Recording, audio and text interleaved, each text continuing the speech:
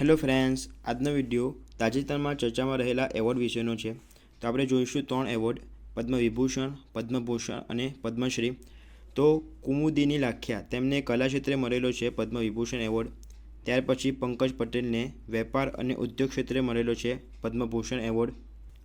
ત્યારબાદ પદ્મશ્રીની વાત કરીએ તો પદ્મશ્રીમાં ચંદ્રકાંત શેઠ તેમને મરણોત્તર એવોર્ડ મળેલો છે સાહિત્ય અને શિક્ષણ ક્ષેત્રે.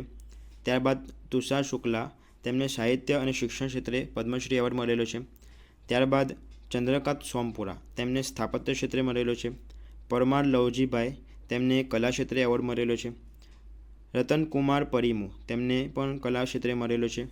ત્યારબાદ સુરેશ સોની તેમને સામાજિક સેવા હેલ્થ કેર ક્ષેત્રે પદ્મશ્રી એવોર્ડ મળેલો છે. તો ફ્રેન્ડ્સ, આપણે 3 એવોર્ડ જોયા: પદ્મશ્રી, પદ્મવિભૂષણ અને પદ્મભૂષણ.